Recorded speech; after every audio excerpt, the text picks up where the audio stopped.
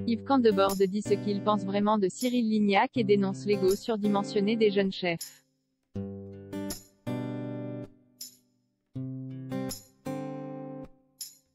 À l'approche des réouvertures des salles de restaurants, Yves Candebord cuisine la jeune génération de chefs et leur ego surdimensionné dans les colonnes du JDD.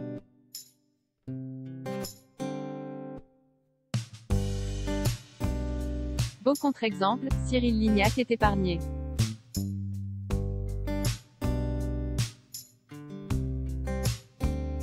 Après la réouverture de ses terrasses parisiennes le 19 mai.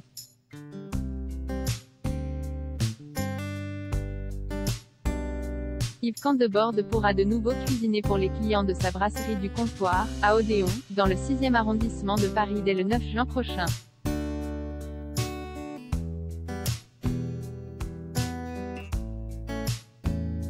La fin d'un stage de pré-retraite pour le chef de 56 ans.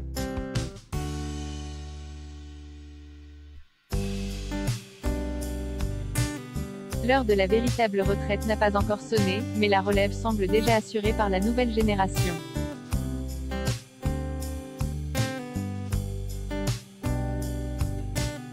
Des jeunes collègues ou futurs rivaux sur lesquels il porte un regard nuancé mais sans concession.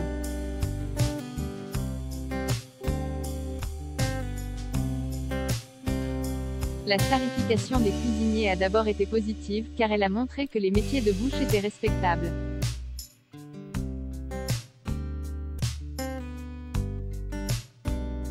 Mais l'ego des chefs est devenu surdimensionné, affirme-t-il ce dimanche 30 mai dans une interview accordée au JDD.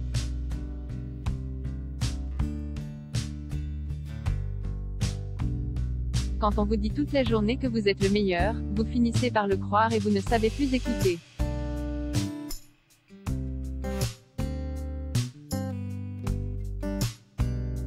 Aujourd'hui, on ne peut plus rien dire à un chef sans qu'il le prenne mal. C'est un vrai problème, analyse Yves Candebord, un brin nostalgique de son époque.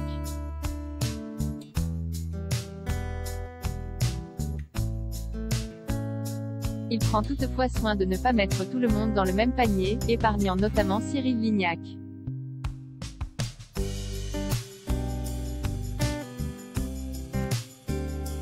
Cyril Lignac, un véritable top chef.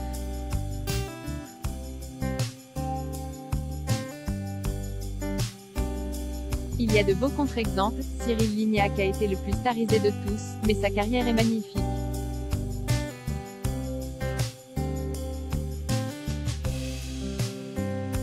Il n'a pas trop changé, il est resté très terrien et fait les choses en bon professionnel.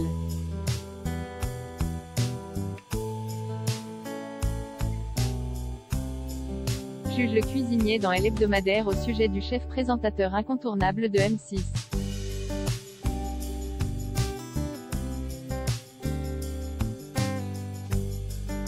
Si le complice de Mercotte dans Le meilleur pâtissier trouve grâce à ses yeux, ce n'est pas forcément le cas des candidats ou de ses collègues.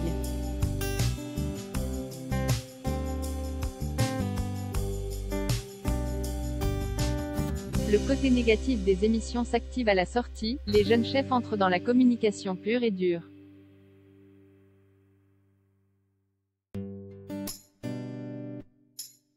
Les agences leur expliquent qu'ils sont des valeurs industrielles, ils comprennent qu'il y a de l'argent à gagner, regrette Yves Candebord.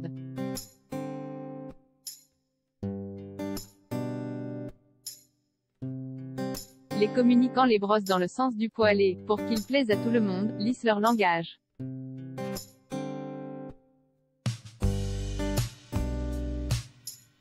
Considère celui qui n'a jamais eu ni agent ni attaché de presse.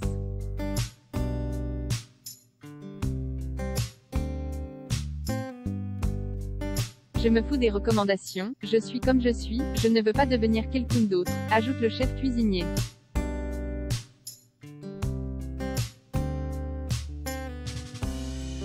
Masterchef a flatté son ego.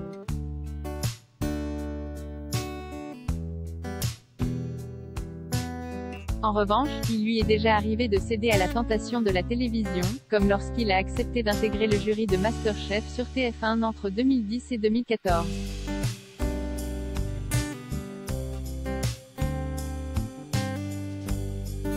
Je l'ai fait par ego, j'en suis conscient. Et aussi avec un soupçon de revanche personnelle, car j'étais blacklisté par les grands guides.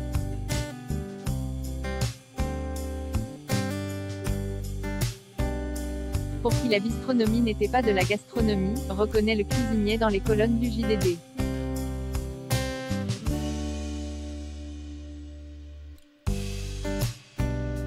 Une émission qui lui a permis d'accroître sa notoriété, mais aussi de remplir son porte-monnaie.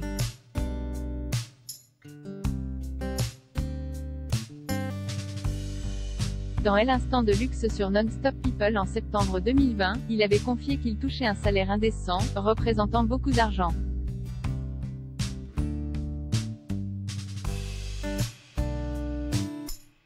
Je retiens que cette émission m'a permis de parler des produits et des artisans.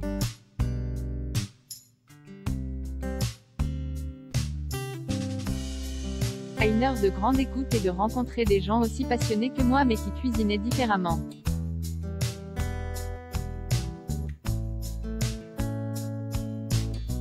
J'ai pu écouter, discuter et débattre avec eux, explique celui qui n'accepte désormais que les projets médiatiques qui ont un sens.